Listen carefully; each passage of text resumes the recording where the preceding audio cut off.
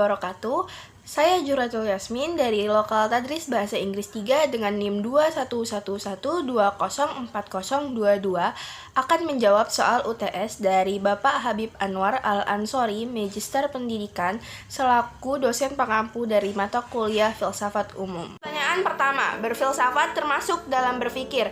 Namun, tidak semua orang yang berpikir itu mesti berfilsafat. Dan bisa dipastikan bahwa semua orang yang berfilsafat itu pasti berpikir. Coba Anda jelaskan.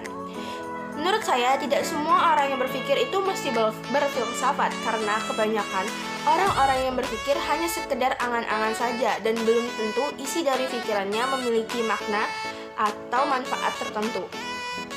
Sedangkan orang yang berfilsafat sudah pasti berpikir, karena filsafat ada atas dasar rasa ingin tahu.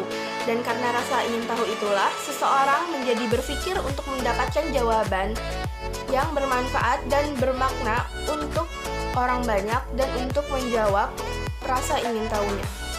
Kedua adalah, pada perkuliahan Anda telah pelajari sejarah filsafat. Berdasarkan sejarah, konsep berpikir dalam filsafat mengalami perubahan.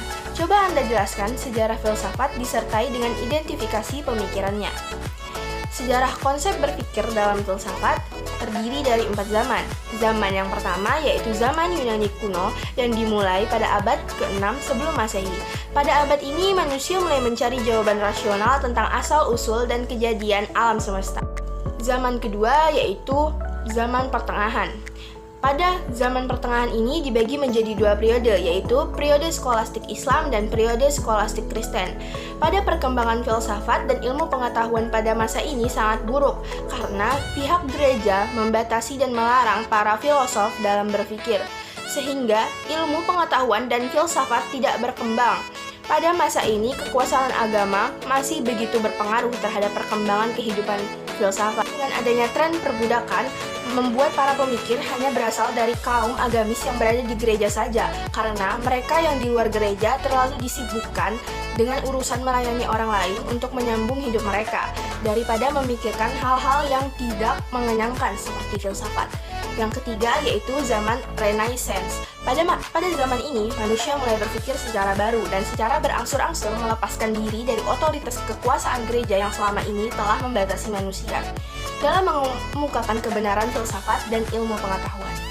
Yang terakhir adalah zaman modern, yang biasa disebut sebagai zaman pencerahan, yang berlangsung dari abad ke-17 hingga abad 20 Masehi. Sebelumnya, orang-orang lebih suka berpaut pada otoritas lain di luar dirinya, seperti otoritas gereja, kitab suci, para ahli, dan negara. Sedangkan pada zaman ini, manusia mulai berani berpikir sendiri berdasarkan semboyan mereka, yaitu sapere aude, yang berarti beranilah berpikir sendiri. Dengan semboyan ini, manusia di zaman ini semakin bersemangat untuk menemukan hal-hal baru dengan memanfaatkan akal mereka semaksimal mungkin untuk menggapai perubahan, kemajuan, pertumbuhan, pembangunan, peradaban, reformasi, bahkan revolusi. Ketiga yaitu jelaskan definisi filsafat dan cabang-cabang filsafat di bawah ini.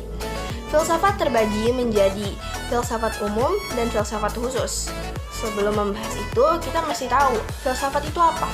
Kata filsafat berasal dari Yunani kuno, yaitu dari kata philos dan sophia.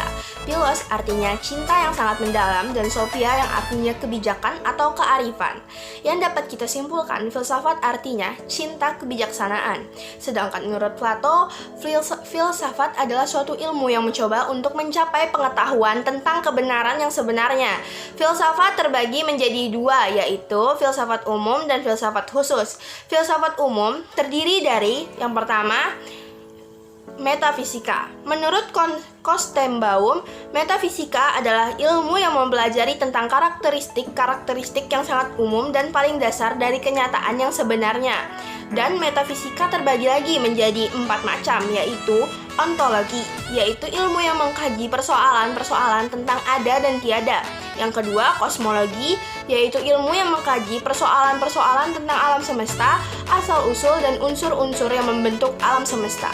Yang ketiga, humanologi, yaitu ilmu yang mengkaji persoalan-persoalan tentang hakikat manusia, hubungan antara jiwa dan tubuh, kebebasan dan keterbatasan manusia. Yang keempat, yaitu teologi, yaitu ilmu yang mengkaji persoalan tentang Tuhan dan agama. Selain metafisika, ada lagi ilmu lain yaitu epistemologi. Epistemologi berasal dari bahasa Yunani yaitu episteme, yang berarti pengetahuan, dan logos yang artinya teori. Sedangkan menurut J.F. Ferrier, epistemologi pada dasarnya berkenaan dengan pengujian filsafat terhadap batas-batas, sumber-sumber, struktur-struktur, metode-metode, dan validitas pengetahuan. Setelah itu ada lagi logika. Logika merupakan salah satu cabang filsafat yang pada dasarnya mempelajari cara untuk menarik kesimpulan yang valid atau dapat didefinisikan sebagai pengkajian untuk berpikir secara sahih atau benar. Logika terbagi lagi menjadi dua, yaitu logika induksi dan logika deduksi. Logika induksi berhubungan dengan penarikan kesimpulan dari kasus-kasus individual nyata menjadi kesimpulan yang bersifat umum.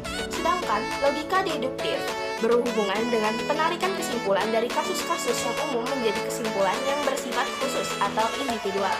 Yang terakhir adalah aksiologi. Aksiologi adalah kajian filsafat yang mempelajari mengenai nilai. Nilai sendiri adalah suatu kualitas yang kita berikan kepada suatu objek sehingga sesuatu itu dianggap bernilai atau tidak bernilai. Aksiologi terbagi menjadi dua macam, yaitu etika dan estetika. Etika yaitu kajian filsafat yang mengenal baik dan buruk, lebih kepada bagaimana seharusnya manusia bersikap dan bertingkah laku. Apa makna etika atau moralitas dalam kehidupan manusia? Yang kedua adalah estetika. Estetika adalah nilai yang berhubungan dengan keindahan, indah atau buruk, mengkaji mengenai keindahan, kesenian, kesenangan yang disebabkan oleh kehidupan. Empat khusus terdiri dari filsafat pendidikan, yaitu ilmu yang mempelajari sekaligus bisa menghasilkan sains dan ilmu baru.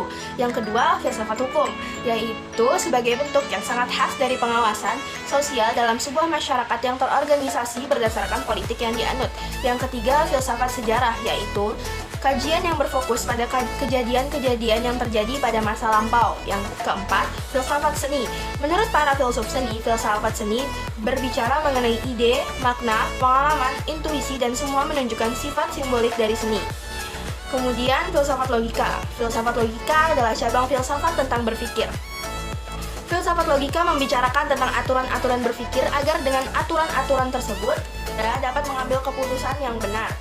Kemudian, filsafat ilmu. Menurut Lewis Whitebeck, filsafat ilmu membahas dan mengevaluasi metode-metode pemikiran ilmiah serta upaya untuk mencoba menemukan ilmu dan pentingnya upaya ilmu secara keseluruhan. Dan masih banyak lagi jenis filsafat khusus lainnya. Soal yang terakhir yaitu bagaimana peran filsafat dalam membentuk kerangka berpikir sebelum seorang individu melakukan suatu tindakan. Jelaskan. Konsep berpikir filsafat yaitu filsafat logika terdiri dari 5, yaitu cara berpikir yang radikal, yaitu berpikir sampai pada akar persoalan yang ada. Yang kedua, berpikir secara universal, yang artinya berpikir tentang hal-hal yang dapat berlaku di mana saja. Yang ketiga, berpikir secara konseptual, yaitu cara berpikir menggunakan konsep yang ada. Dan yang keempat adalah berpikir secara koheren atau konsisten, yang artinya berpikir secara runtut antar gagasan yang satu dengan gagasan yang lain. Dan yang terakhir adalah berpikir secara sistematis, yaitu berpikir dengan cara baru untuk memecahkan masalah yang ada dengan melihat dari berbagai sudut pandang.